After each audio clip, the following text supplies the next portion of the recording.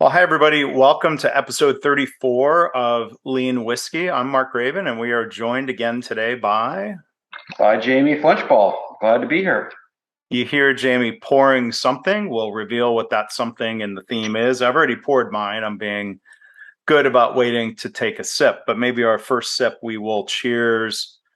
It's third birthday of the podcast. I think we forgot to mention that last time. We forgot to recognize it all together. So, happy birthday, Mark. I think every bunch of people think this is a pandemic project. It actually started April 2019. Now, I think we were able to do more of them during the pandemic. I mean, this is our third episode of the year. I think originally your forecast was like maybe we can do one every 2 months, and I think we managed to do that more often during pandemic times. We did, and we used that time to bring more guests on and all sorts of other things. So, so we picked up the pace a little bit, and since this is more for fun than marketing, we kind of get one done when we can, and I still remember. I think we were using Skype. Did we that first time? I think so. I know it wasn't Zoom. Mm-hmm. And I do remember I was in a hotel in Pittsburgh for a board meeting, and I think that's when we had the technology issues and stuff that we've all grown more accustomed to dealing with since then. But that was still 2019. So, so 3 years in. Forever ago, pre-pandemic. That seems like such a long time. And like you said, we do this because we're enjoying it, and if anyone else listens, that's a bonus. And we weren't doing this to set the world on fire. We've had over 12,000 downloads and listens to date across those episodes. So we do want to say thank you to anybody who has been listening. We appreciate it. Yep. Yeah. Just looking at our very first whiskeys. Our first theme was non-Kentucky whiskey. So I had some Wyoming whiskey, and you had some Garrison Brothers. Texas. Yeah. As you're known to do. Yeah. And that was our very first one way back when. So. And here we are, episode 34. Here we are. So we've got, as usual, we've got a bit of a plan. This isn't scripted by any means. And we're going to start off talking a little bit about what's new. Do you want to go first, Jamie? Well, yeah, I think your what's new is more exciting. So why don't I'm going to feel like an undercard here anyway. What's new is what's about to be new for me. Last 11 days of August, we've got a vacation planned. I'll talk about this maybe in the next episode. So sorry to rub this in. We are going to Scotland. More particularly, we're going to be going to Islay and Jura and Campbelltown. We're going to be visiting distilleries, of course. So this has been, I've been to Scotland before, but going to Islay in particular is a bucket list trip. That's for Mecca. Sure. Yeah, that's Mecca. That's for Scotch lovers at least. But that's it. Now is that where? And I'm horrible with these names. Bruichladdich. Yep. That's where Bruichladdich is, right? You said that perfectly. It's a crazy spelling. We're some of our stops include Bruichladdich, Lagavulin, Laphroaig. We're going to Springbank in Campbelltown, which is a favorite as well. But these are isles that getting there involves planes, boats, and automobiles instead of planes, trains, and automobiles. So we have a guide that we've used, and he's booked. There's ferry trips involved. These are not easy places to get to. So really, really fortunate to have the opportunity. Yeah, that's awesome. I started my whiskey drinking not specifically with Laphroaig, but that was really one of my doorways into all of this. And I drink Lagavulin, on a continuous, not a continuous basis, on a regular basis. Right. But Bruichladdich is one that I've never had a chance to try, but I'm really looking forward to the chance to have one. I just haven't found one in the stores, and need to make that happen. So I've got 2 bottles here. It would be great to share with you sometime. 2 bottles of Bruichladdich to taste them side by side. One is basically the same distillate unpeated, and then the peated. People associate peat with Islay, but not everything that's made in Islay is peated. So Bruichladdich, they mix it up sometimes and surprise you maybe with something that's not peated. Yeah, I mean they do say that because the water flows through that marshland and carries a little peat with it just in the water, but yeah, the actual peated process, and of course the measurement that they do around peating, the peat levels. Yeah, it's the Isle is known for it, but yeah, it's not the only thing they do, right? I'll come back with some process reports because we'll be going to Gemba of not just where it's distilled, but going upstream in the value stream. See, this is why it's lean whiskey, right? We will get to see the malting floor, and then back downstream of that. I'm next time I'll talk through the value stream in order, maybe. But then when they dry the malted barley, that's the point where you're either using peat on the fire or not. So I think the first time I learned that was a little mind blowing. That the smoke is in the barley and it doesn't get distilled out, right? So when I said a minute ago that wasn't really precise when I said it's the same distillate, peated or unpeated. It's really the same process with the same type of barley, and whether or not that peat has been introduced at that point or not. But it does create, end result wise, you can do that comparison of here's how it tastes without peat versus with. Because sometimes the peat it adds so much. It's interesting to see what you taste without the peat. Yeah, no, it's it'll sounds like a fun trip. Of course, it helps to have a spouse who also enjoys whiskey, and I do not. I keep trying, but yeah, I'll definitely need to get over there. My last trip to Scotland, which was now quite a while ago, was a work trip, and we were in Loon, I think Troon, in Troon, and but never made it to any place like that. Didn't even have a car, so yeah, missed out on that chance, but I'll have to make that happen one of these days. Yeah. So to talk about next time, but now more work related, as we always bounce back and forth between whiskey and lean and work talk. You've been doing some fun stuff related to your alma mater, one of your alma maters.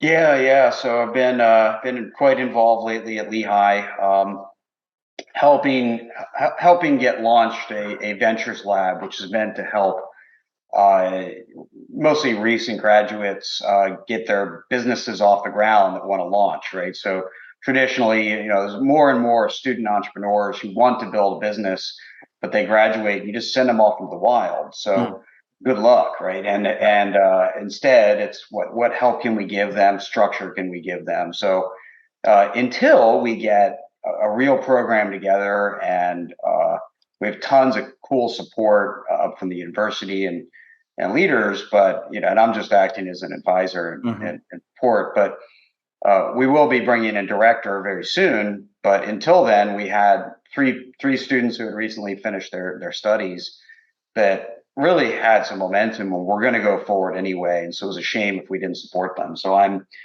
spending about a day a week at the university this summer. Not quite a day, but a good chunk of a day a week. Working with these three, highly energetic, fast-moving, just starting off founders. But great, great program, and it keeps me sharp too. Not dissimilar to what I do with experienced CEOs of multi-billion-dollar companies, but just a different set of topics usually. So. Well, it's fun to be in different ways or different settings, around younger employees. I had the opportunity last week to go down to Austin and spend 2.5 days with the team at KaiNexus. And Jamie has been an investor. I've been involved with the company in different ways for 11 years, and have invested as well. But the team there, I mean, it's more than 30 people. They're back into an office again. We're before the pandemic, the team there in Austin was about ready to outgrow the place, so they were going to have to find something new anyway. And then with the pandemic, things have been very virtual. Now that Austin team is coming back to a newer, bigger, nicer office, and just to see, I mean, just the energy of that team is really invigorating. I mean, I feel like it's more for my benefit, the boost I get, than any sort of advice or mentoring. There's some of that, but that mission is strong. Spreading continuous improvement. It's not just about the software platform, and Greg and Matt, as co-founders, have done a great job of hiring people where even if they don't come in the door knowing all the lean lingo, they share important principles and mindsets and values. Even then, they learn some language that a lot of people, including our customers, use. Right. But having that fit, and they're just great to be around. They're doing great work. Yeah, and that's awesome. That sounds like a fun week. I mean, I have a couple people that support me, and there's sort of a mini team, but I do miss sort of being part of a team. Both my time at Corvo and my time running my old consulting firm with Andy. I miss that team spirit, but maybe just put an exclamation mark on the idea of us talking about the young people. Right. My excitement is we got a new mattress delivered today, and I'm probably as excited for that as you are for your Scotland trip. So, when you're that excited for a new mattress, that that's maybe certain mark of age that that's something we were normally that excited about. Yeah. That's my big day. The importance of a good night's sleep and waking up feeling refreshed in the morning. Yeah. Oh, well, I kept saying that it felt our old mattress was sort of so old. It felt like I was sleeping in a hammock. Right. Not good for my back. So. No. Well, I hope you got a good one there. Hope so. It works out. They say 30 to 45 days till you really get used to it, which is why sleeping in hotels as much as I have. Is indicative of, you never get used to it, right? Different mattresses, different pillows, and mattresses, like whiskey, a lot of it's subjective. What works for you, right? Yep, absolutely. So, let's get into our whiskey since we've already raised a glass. So, we're going to do, as we're 34 episodes in, finding new themes, finding new themes is kind of difficult, even though there's so many different ways to split the whiskey world. So we're going to do a distillery only special bottles.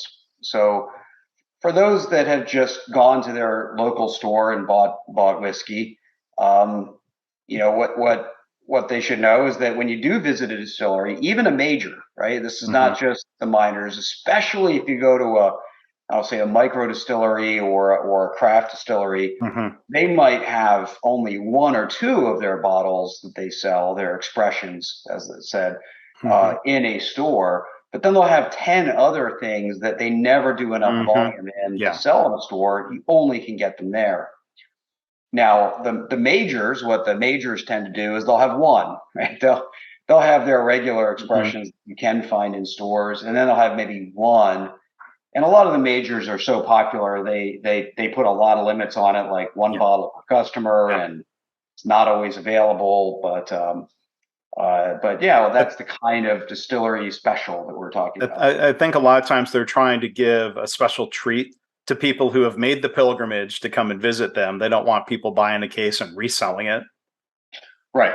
No, they know that happens, and No, I'm totally fine with that rule. Yeah. I think it's fair because we've seen enough with just regular retail where hard to find stuff is gobbled up and then Hmm. sold at a like Weller Antique. It sells for 3 times regular Yeah. real MSRP. Um, so yeah, and if you go to a place, pay for a tour, all those wonderful things, visit the location, you want to be able to say you got something you couldn't buy Yeah. anywhere else. Yeah. So. So, So so I what do you? happened to be in Lexington recently and swung out to Four Roses. Yeah. Great place. Um, Great place, and Four Roses is interesting because they really only have sort of four main expressions that they sell.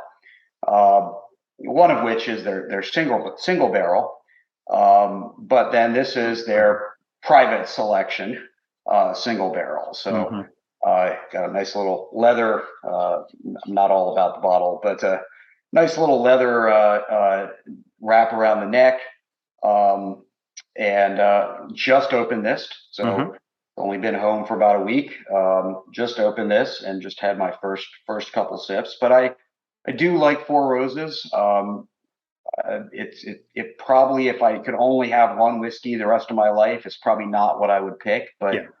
it's smooth, it's light, it's often got the Four Roses don't have anything to do with the whiskey in the bottle, Yeah. but it does often have a little more floral or scent to it or nose to it. But yeah, so this is Four Roses only has two mash bills. One's a higher rye.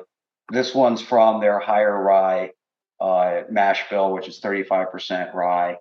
Um, and then they have, I think it's 10, no, 5 different yeasts. So they have two mash bills, 5 different Good. yeasts, which actually leads to basically 10 different final flavors in barrels, which then get blended to create those four Right. main It's recipes. it's But a combinatorial whiskey of all these different yes, possibilities. You can do the math on how many different bottlings could you produce.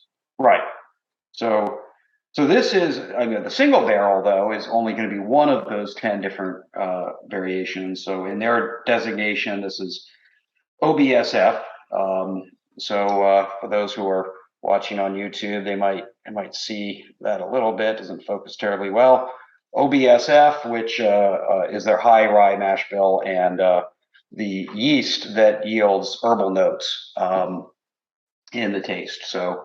Uh, and like I said, quite good. I'm Yeah. pretty happy with it.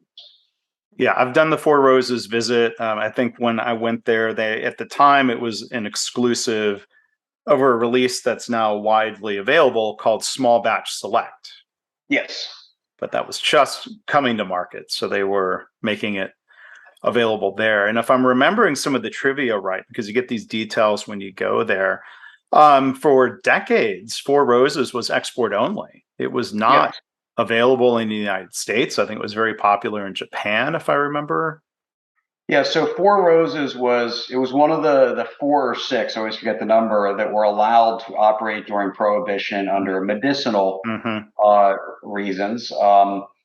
And then they were huge, right? They were huge distillery, one of the largest, if not the largest. And then, as the whiskey boom ended and people didn't drink it anymore, and they drank all sorts of other things, vodka, gin, and wine.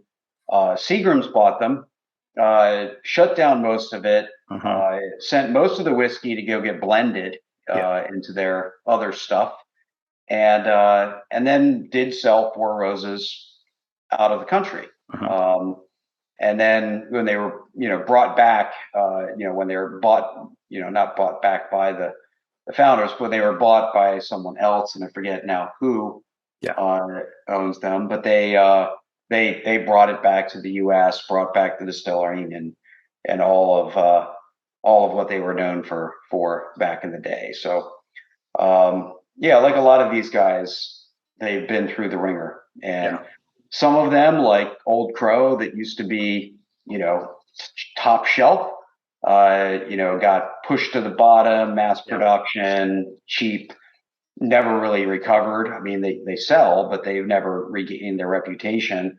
And some, like Four Roses, have come back from their deathbed, and Yeah. really cool story. So I looked this up. The parent company is Japanese. It's Kirin Brewing Company. So people might know Kirin Beer. The one distillery that I got to visit in Japan in 2019 was a Kirin distillery. People might not associate them with whiskey. So sort of like Jim Beam was purchased by Suntory. Then you've got Kirin involved with Four Roses. And there was some other history there at Four Roses. They had these old advertisements, and I don't know the exact time frame, but like well after Prohibition, for decades, it was literally illegal to directly market spirits to women in the United States. That you could not show a woman in an ad drinking whiskey. And I think they were talking about how then the workaround, if you couldn't show a woman drinking bourbon, is that you would show images that might be seen as this is, I think, a very 1950s Mad Men view of the world. So this is not me proclaiming this, but they would use imagery, let's say, like roses in advertisements as a way of sort of trying to signal, women, please buy our whiskey too. Please drink it. Please drink it also. Yes. Now the Four Roses itself actually comes from the founder had was courting a woman and was supposed to wear, if her answer was yes after proposal, was supposed to wear a red rose if she was saying yes, and she came out with 4 red roses, and so that it was named. Yeah. And who knows if that was true or just a good story to tell afterwards. But that was the history behind the Four Roses. So that's mine. What about what do you have there? So I am drinking. I will hold it up for the YouTube audience. There we go. I think it's focusing. This is Woodinville Straight Bourbon Whiskey. It's a distillery release. I was in Woodinville, Washington, which is north of Seattle, for work a couple of months back, and had time to go pop over there and do a taste. And this was a what they call a harvest release from 2021, and that's only available there at the distillery. So it's a 5-year age statement.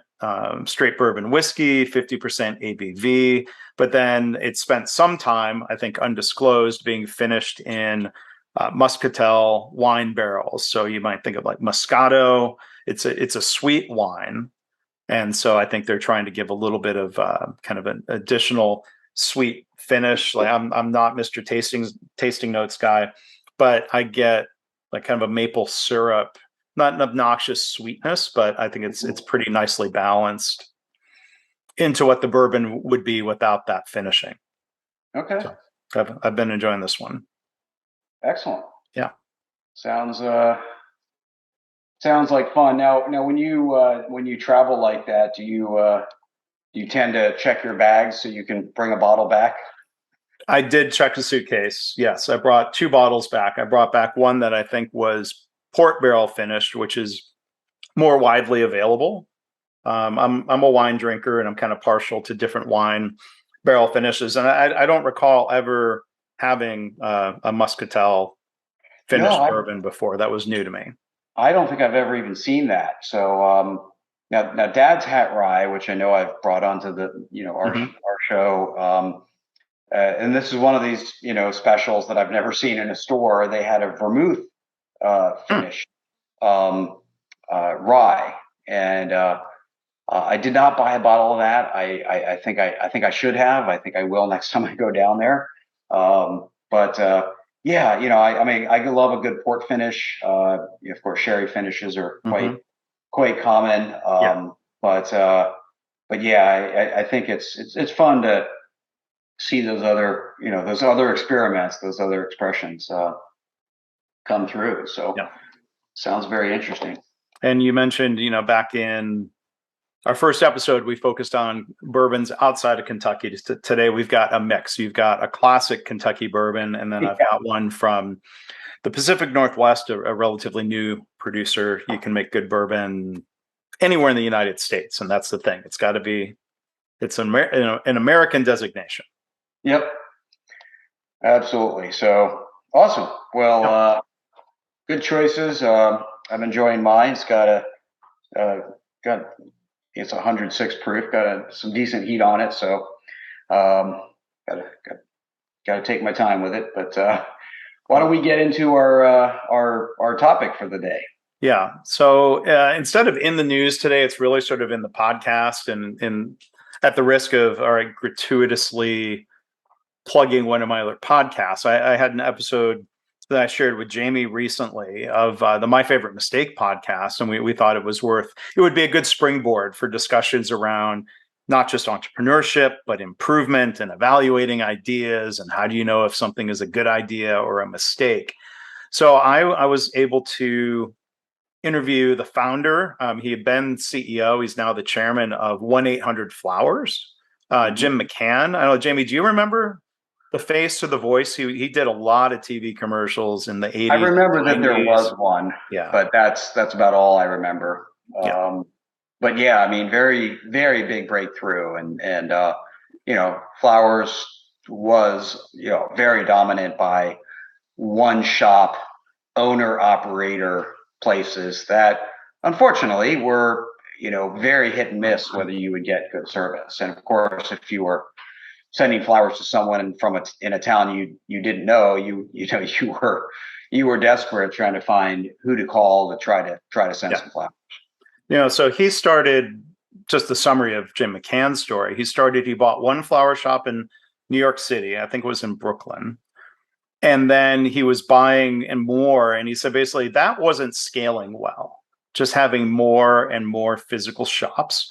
So I don't know the history of when, let's say, FTD came to be. Like, that's a big network of independent shops, but there's some branding and commonality in product. And I think if you've had good experiences with FTD, you would trust FTD. He decided, or he realized that there was the opportunity to acquire the phone number 1-800-Flowers, which meant buying a company, because the phone company assigned a number to the company. You don't really own it. So he had to buy the company to get the phone number, which you'd say the phone number is brilliant.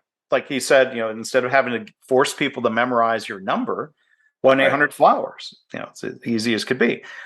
The problem was he basically thought he could be cheap and not do due diligence. So in buying the company, yes, he got this asset. He also took on $7 million worth of debt. Whoops. So it was an expensive purchase. It was the mistake that was hiding in the really good idea.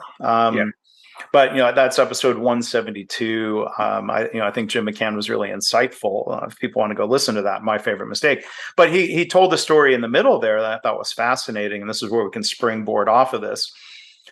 Early on, when they were starting to do shipping of flowers, not just fulfilling from local florists, Fred Smith, the founder of FedEx, told Jim McCann that shipping flowers via FedEx wouldn't work, that it would be a mistake, that it was a bad idea. And I think there's kind of a fun irony there when all sorts of people told Fred Smith that FedEx itself was a mistake, right? This is taught in business school, how people poo-pooed FedEx, right? Right. Yeah, and I think Fred Smith had his own pivots and what he thought the opportunity was. I think they focused on legal documents for quite a while, just trying to get documents back and forth, and had some sense at least about what worked and what didn't work in terms of shipping. Even though they were operating quickly, right? They were still trying to jam as many packages into a plane as possible. But yeah, when somebody in the business that would benefit from basically Fred Smith, I'll take your money, right? Yeah, I'll ship some stuff for you. But he still said, it wouldn't work, which I think is very interesting. And I think flies, I'll say it flies in the face of the typical that won't work pushback, because the sort of status quo of advice is, when you get pushback on an idea that you believe in, just go find somebody else, right? But this still was, about, McCann and Smith's partnership, and so he didn't find somebody else. He basically ultimately, I guess, convinced. Well, it might be one of those things where let's try it and see. I mean, sometimes you have to do that, whether it's trying to launch a business or launch a product.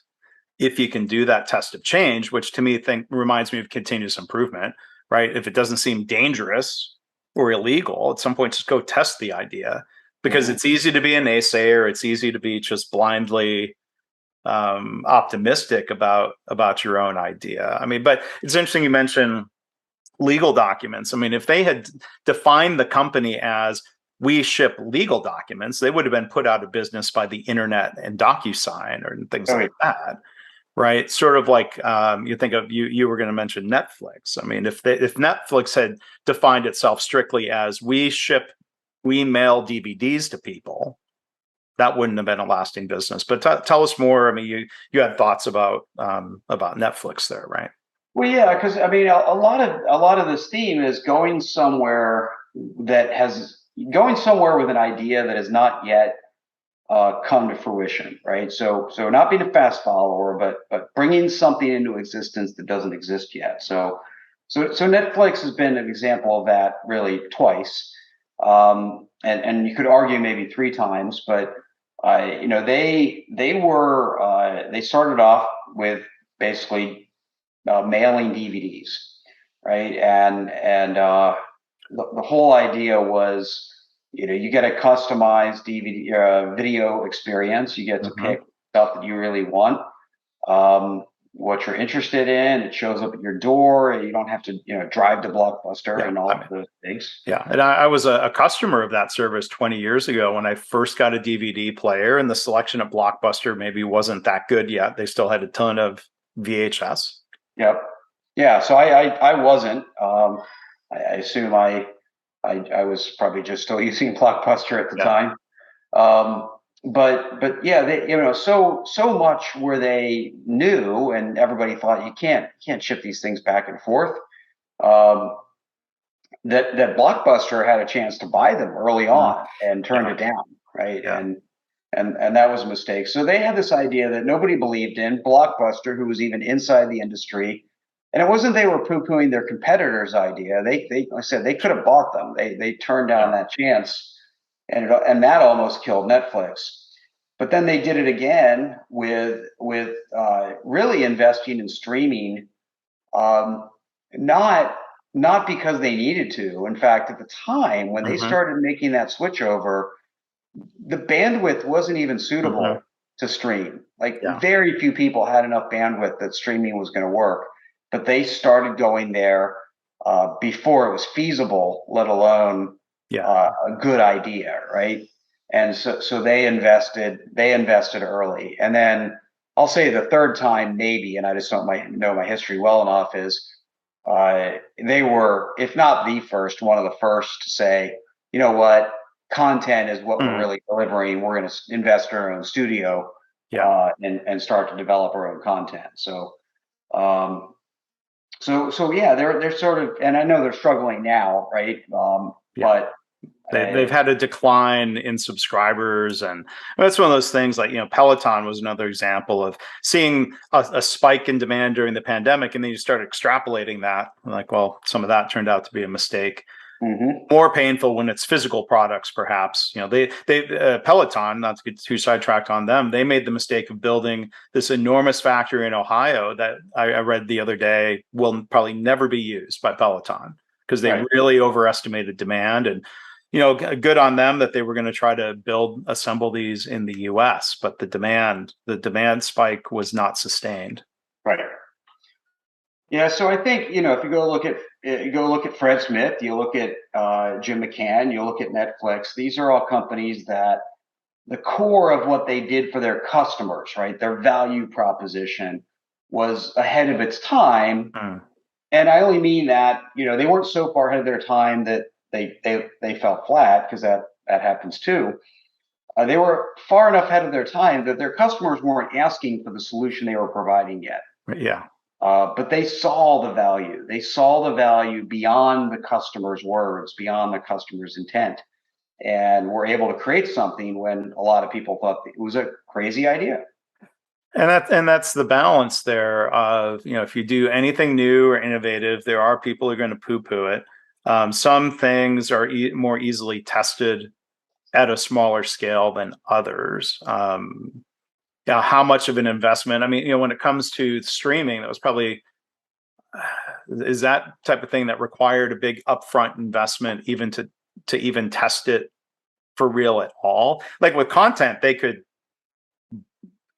develop a couple of films, they could develop a couple of series as a small test of change, and I think they had some hits and they had some success, and then they could go more broadly. Amazon bought.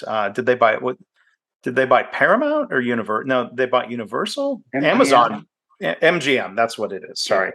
Yeah, but Amazon bought a studio, right, after doing their own experiments and small tests of change with producing content. But yeah, you're right. That's an interesting. Those are two interesting pivots that they've gone through. Yeah, and I think the whole idea. Why are we talking? It's one thing for a big giant company, and again, we forget that Netflix wasn't always a big giant company. But it's one thing for a big giant company to make such a bet, right? But for a lot of our listeners that are just in the lean world or in the process improvement world, there's still a such thing as a crazy idea, right? And I'm at an adjustable desk, but the idea of a stand-up desk, other than for tellers and certain other certain jobs where it's pretty common, for most people, the idea of a stand-up desk being a good thing was a crazy idea, right? So it doesn't matter what level we're talking about.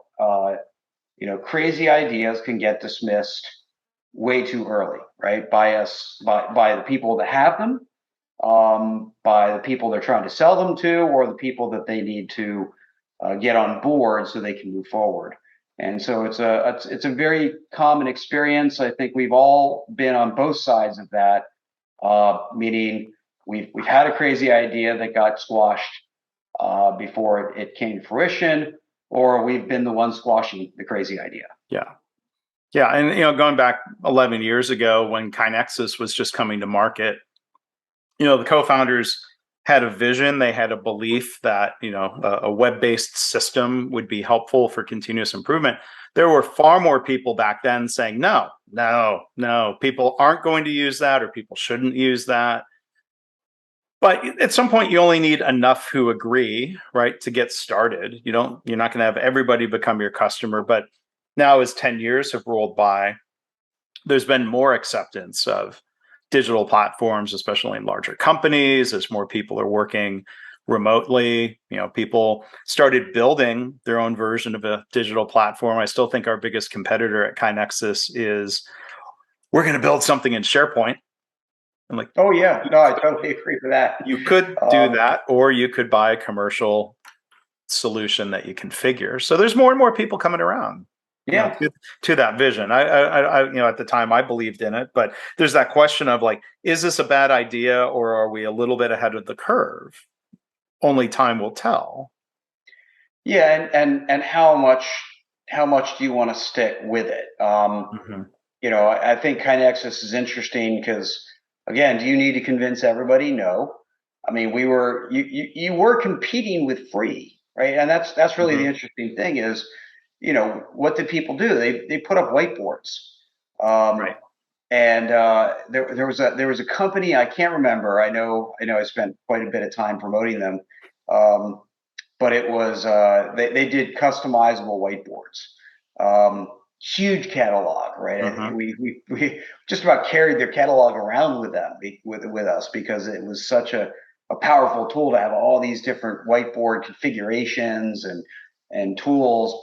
And so that wasn't totally free, but most people had a whiteboard, and you take some masking tape and you have a chart up on a wall, and so you're competing with free, right? And so to then go ahead and say, no, no, we know people can solve this problem on their own for free, but we think this is so much better that people are willing to pay for it. Mm-hmm. It takes some guts to proceed and go forward. But as you said, you only need a couple people to believe that it's worth getting started, Mm-hmm. and then you can see where things go from there. Yeah. Yeah. But you have to be willing to know what you're willing to risk, sacrifice, or put up with in order to bring your idea to fruition. Again, whether that's a new business idea, in which case what you're giving up is maybe money and a few years of your life, which is a big ask, or just an idea that you believe in that you're going to have to push for a while and maybe get looked at funny and get criticized a few times, and that's what you're willing to risk or sacrifice or put up with in order to bring your idea to fruition. But there's a cost to it, right? Either way, there's a cost to it. Yeah. Well, I'm trying to. I think I'm remembering this properly. I think part of Jim McCann's point with his story was this generalized advice. I'm curious what you would think to this, Jamie. If somebody's not telling you this idea is crazy, that maybe you're not being bold enough in terms of a new company or a new service or a new product line. Yeah, I believe in figuring out where the line is by bumping into it, right? Not always. I think there's a time and a place, but and a way in which you do it respectfully, etc. But I'll use a soccer coaching analogy. I would never tell my kids, "Hey, I want you to get a yellow card." But if you aren't ever getting a yellow card, then you haven't figured out where the boundary of aggression is, right? I don't want you to be ruled offside, but if you're never offside, are you really pushing the limits of how far you can get in an advanced position? So that's a feedback loop, right? Mm-hmm. Use it to your advantage to find out where the lines are. And so, like I said, not all risks are created equal. You have to be aware, and it's not about being reckless.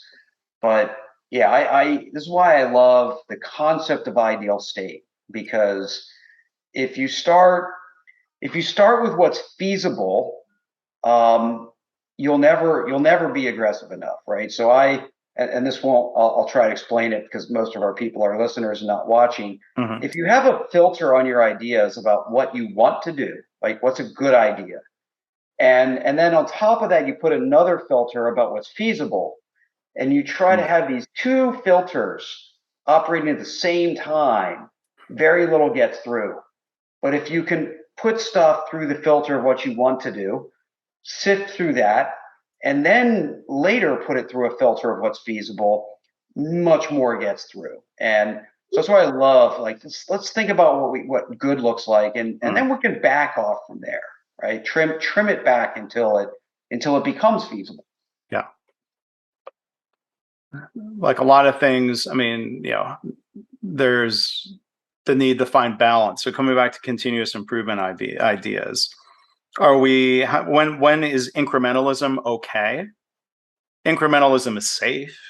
We can go and test small changes. When do we need to try to have a bigger leap? Like when do we refine the existing process, and when do we need to metaphorically blow it up and rebuild it from scratch? Right. Yeah, I was talking with somebody about their layout and recently, and it hadn't really been dramatically touched for probably at least a decade, and so they were talking about sort of a couple of phases. Phase one is do what we know we can do, and phase two is a more bold transformation, and they don't know what either is yet. But I said, well, don't. I said two things. One, don't close yourself off to just jumping straight to phase two. Yeah. If you look at it and you're like, yeah, this is better, then what are we waiting for? And then the second thing is, if you at least know what phase two looks like, at least use phase one to run some experiments to test how well phase two might work, right? Yeah. And so I think that's the idea, is making sure you have a learn forward approach to to these changes, right? I mean, FedEx, I'm always cautious of being too committed to a vision, because you go listen to any of these companies that we've talked about, and none of them are actually doing what they first set out to do. Mm-hmm. They set forward with a bold idea and then pivoted multiple times Right. in the pursuit of feasible and fit. Right. Right. Pivoting or evolving or what have you. Right. Yeah. Yep. So it still requires flexibility. I think the idea of stick to your guns, hang on to your idea, don't change it, don't let anybody tell you your idea is wrong, and just be stubborn, right? That often is how the advice comes off, and I think that's not useful advice, because then you're not listening to why people are resisting your idea. I think you really have to dig in to understand what's behind people's reactions. Yeah. And bringing it back to whiskey and the Woodinville folks here, like if somebody started a distillery totally committed to the idea of I am going to bring muscatel finished bourbons to the world, and that's how I define my company, that would be hugely risky. And I'm not saying that's their history or their thought process. But let's say if you had a very niche idea like that, you could maybe first come to market with something that's more appealing to everybody. And then you could, at some point, you say, well, I think a muscatel finished bourbon would be amazing. At some point, all you can do is start experimenting with one barrel and different types of muscatel barrels from different producers or different regions. And then at some point, experiment and try to validate the idea. And can you make it, back to the startup questions of, can I produce this and should I produce this? Right. The technical means of doing it. Okay, sure. You could put whiskey into a muscatel barrel and it would, but then will people buy it? At some point, all you can do is test that. And maybe, that distillery release is a small test of change. Right. Yeah. And I think, you see so many distilleries also that, if you say, hey, I'm going to start a distillery and I'm only going to use my own juice, well, then you're not selling anything for 4+ years. Right. And so almost all of them start by buying some juice from someone else. And, they still know enough about what they're doing that they fit a taste profile, but then they're while they're getting their stuff aged, while they're distilling and aging in barrels and all of that, Willet is, fairly well-known brand. They're not a major, but they're up there, and I think we've had it on the show. I've been there. Yeah. But for the longest time, they weren't using their own stuff, their own distilled juice, and so I think even their main bourbon, their pot still bourbon, I had one that that I knew wasn't produced by them, and then the next bottle of that I bought was. Yeah. And I didn't do a side-by-side comparison because this one was gone, but that would have been interesting to see where it is. But the whole idea is, how do we reduce the risk? Well, we'll start buying juice and trying to make sure it tastes like what we want ours to taste like, while we're building our brand and making our product. Yeah. The one tip off, I'm not saying this was the case at Willet, but if you go to a distillery that has only been in business 5 years and they're selling a 10-year aged whiskey, they're not time travelers. They've bought stuff that's older, and it could be delicious. And there's some art and skill. Let's say if they age it a little more, they use a secondary barrel. Blending is an art. Blending is absolutely an art. Yep. And so blending and just barrel selection, there's quite a bit to that, which is why these single barrels and master distiller picks are quite popular, because they're like, oh yeah, that guy has a nose for the right barrel, and so if they pick that barrel, then that's a good barrel. That's worth tasting. So I think the different themes here tonight we connected the dots, I think, better than I thought we did, or I thought we would. But maybe the last thing we're going to talk about that leads up to a closing fun question. Talking about experiments and trying new things, and for what purpose. We want to thank Dan Markovitz, a friend of ours, for sharing a story from NPR, and I'm sure it's in other sources, about fighting intensive crabs with whiskey. Well, what does that mean? Are you going to try to poison them with whiskey? Well, no. But I guess there are these green crabs, a dreadfully invasive species. That's a huge problem. It's eating a lot of clams and mussels. So there's a distiller, Tamworth Distilling. Will Robinson decided to tackle the invasive species by bottling them. So it says, and I started getting repulsed hearing this. He distills crab stock in a vacuum still and then adds spices, and which is then mixed with bourbon to create a product. So there was somebody, I think, on the kind of nature expert side talking about how bad the species was. And she said, so even though crab whiskey alone can't fix the problem, she hopes it helps by raising awareness. So they had some good PR people, and this is on the national news. So I guess the closing fun question is, Jamie, would you drink this? Well, I found it interesting, in the little interview with the guy, he said, well, people are skeptical, but once they try it, they come around to it for the most part. Right? Here you have a chance to be like, right.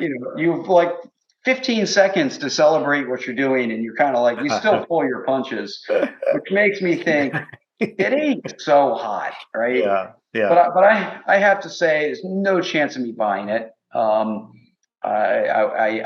don't like gimmicks that much anyway. Yeah. Sometimes I even wonder if secondary finishing is a gimmick, and it's not, right? We just talked about it, and it's great, but I'm not a big fan of gimmicks. Would I even try a free sample in a store? I'd probably think twice before doing that. If a friend poured a glass for me, I would take a sip. I would drink it out of at least politeness. Yeah. But it does not, they didn't even make it sound appealing, and they're the ones trying to sell it. So yeah, well, do people now think that an electronic solution to help with continuous improvement is a good idea? For the most part. But so thankfully, would you drink it? Would you drink it? Would you stock it? Would you give it to friends? I would not buy a bottle of it without tasting it first. So there's back to that idea of a small test of change. It is, I think, ideal if you can taste something and decide if it works for you before committing to a bottle. So would I try a sample at a store or in a tasting room somewhere? Probably. I don't know if I would have a strong hypothesis that I would like it. So then I don't know if being biased against it means, you could be pleasantly surprised, but I wouldn't buy a bottle. I wouldn't take that risk as much as, I guess, I'm in favor of not destroying native mussel and crab crops and the impact that has on the environment and the seafood industry and what have you. But yeah, I did have an opportunity recently, though. There's a place across the river from Cincinnati called the Old Kentucky Bourbon Bar, and you can do flights. And maybe this is a pandemic law loosening, where there was one that I had in that flight. It was a wild turkey. It was they call it Kentucky Spirit, so it's kind of a higher end wild turkey. That was a barrel pick of theirs. And I tried it, and that was by far the standout of the three in the flight. Well, I could buy a bottle and take that home, so we did. Mm-hmm. Yep. And I might not. I don't dislike wild turkey, but I might not have taken the plunge on a $85 bottle of whiskey without tasting it first. Right. Especially if it just says wild turkey, because there's a wide range coming out of turkey, and that's I know a lot of. In those areas, there's a lot of store picks, right, or bar picks, and they pick a barrel and then they bottle it and they sell it in a flight and they sell it by the bottle. But yeah, I think it's a great scheme, a great opportunity, and if this was really saving the environment through whiskey. That'd be one thing. But of course, it was just a PR stunt, if you will, and it got them on NPR, and so good for them, right? I'm glad they certainly found an angle that got them on NPR talking about this real problem. So the lesson learned is we need to make a Kinexus bourbon. Kinexus bourbon. It's virtual. It's no, it's not going to work. So we'll see. If you submit your 15th improvement, you get a bottle. We'll see how that goes. So yeah, thanks for coming on and chatting tonight, sharing your podcast, and lots of great stories coming out of my favorite mistake. It's amazing you're on. We're still on episode 34 of this, but that was episode 172. So yeah. You've really been prolific with that. So well, I thank my guests, and I'm thankful that people are willing to talk about mistakes publicly. That was the risk. I mean, it wasn't a huge risk, right? It wasn't like the risk of building a giant factory. If I started this podcast and I couldn't get more than a handful of people to talk about mistakes, well, it would have just ended. But yep. All right. So just a reminder to folks, if they want to listen more, go to leanwhiskey.com. Spelled Key or KY, either spelling works. I need to get used to, now that I'm going back to Scotland, I need to be spelling it whiskey with KY at the end, as they do. Yes, and all your proper Scottish toasts say things properly. So you can also visit either of our websites, jflinch.com/leanwhiskey, or for Mark, leanblog.org/leanwhiskey. And you can find us. If you're listening to us, you've already found us. But if you found us on the web, let's say, you can also find us in all of the usual places: Apple Podcasts, Spotify, Google Podcasts, and more. And please do, rate us, review us, give us feedback, follow, hit the little notification bell, whatever that is, and for your listen, and it helps other people find it. We love the feedback. Any of your comments, write us an email. Please engage with us any way you can. Yeah, I should mention also, and maybe we'll put this into our standard work. You can also find us on YouTube if you want to see our faces, and if you don't, just listen. You can listen through your podcast app. Absolutely. So, till next time, Mark. Cheers. Cheers. Thanks, Jamie. Thank you. And again, happy 3rd birthday to the podcast. Happy birthday.